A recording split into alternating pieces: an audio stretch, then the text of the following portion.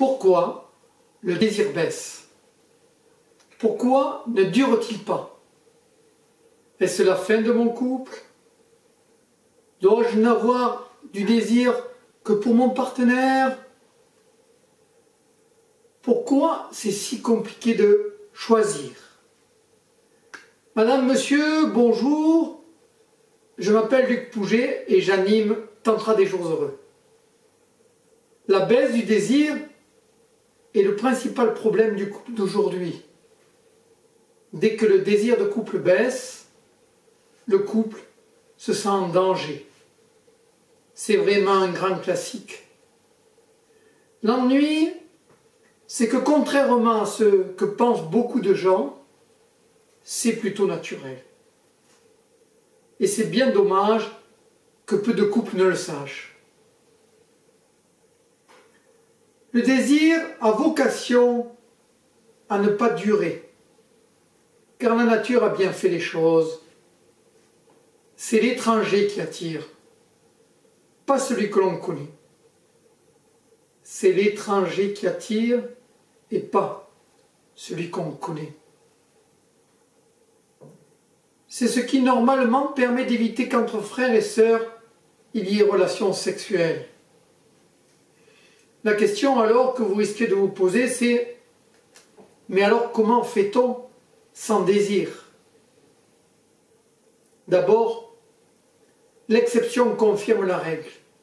Je connais un couple qui, après 30 ans de vie commune, continue à se lever 20 minutes plus tôt tous les matins pour faire l'amour. C'est exceptionnel. Mais vraiment, c'est bon de savoir que ça existe. Ensuite, ce n'est pas parce que le désir a vocation à baisser qu'on ne peut pas le solliciter, l'inviter à se manifester. Et il y a bon nombre de choses à faire. C'est ce que je mettrai en avant.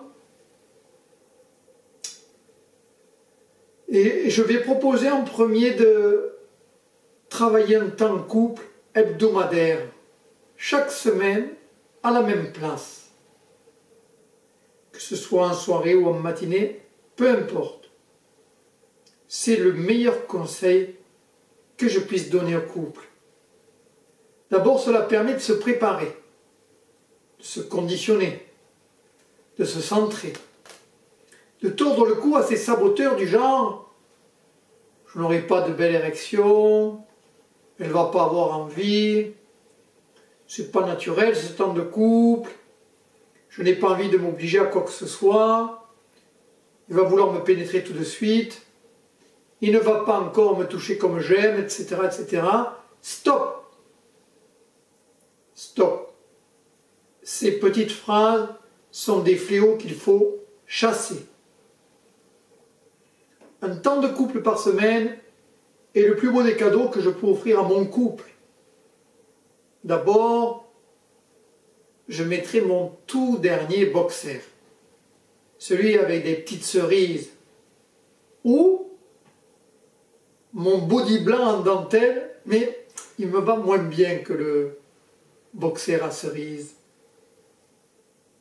Bref, je vais me conditionner et stopper tous les bons alibis pour éviter ce possible temps de confrontation avec mon non-désir, la lassitude du temps, ma fragilité. Je vais laisser la porte ouverte et alors l'invité peut venir. La bonne question quand le désir baisse est de savoir par quoi le remplacer. C'est là que peut intervenir le tantra.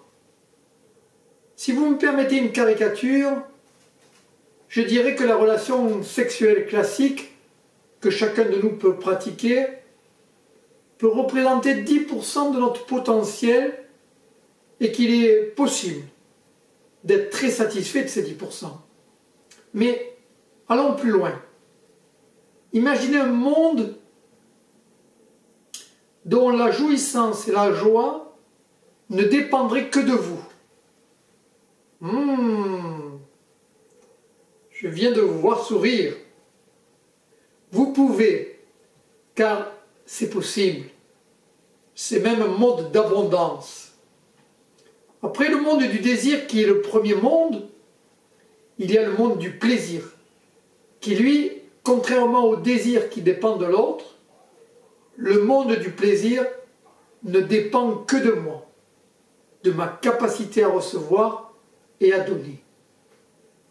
Vous avez bien entendu, mon plaisir ne dépend que de moi, de ma capacité à recevoir et à donner.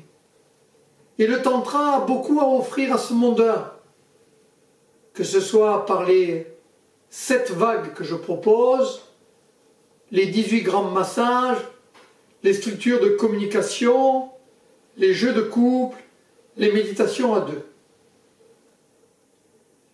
C'est aussi la raison pour laquelle je vous parle de 10%. Vous avez devant vous un champ immense d'exploration qui va rapidement compenser l'éventuelle baisse de désir. Que faire avec mon désir alors quand il est là? Bien sûr, en profiter un maximum. C'est quand Eros frappe, tout est magnifique, on a rencontré quelqu'un d'extraordinaire, waouh, je le goûte.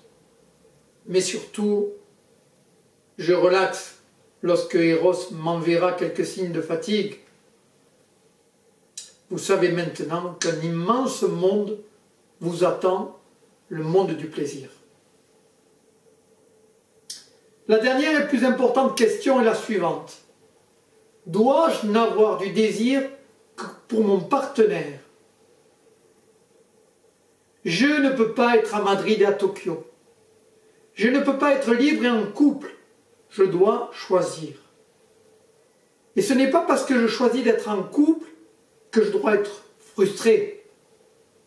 Je peux me nourrir et me régaler par mes yeux et ma pensée à aller à Tokyo tout en restant à Madrid. C'est ma grande clé. Je peux avoir du désir pour qui que ce soit, m'en nourrir et ne pas avoir besoin d'en faire quelque chose. Je répète, je peux avoir du désir pour qui que ce soit, m'en nourrir et ne pas avoir besoin d'en faire quelque chose.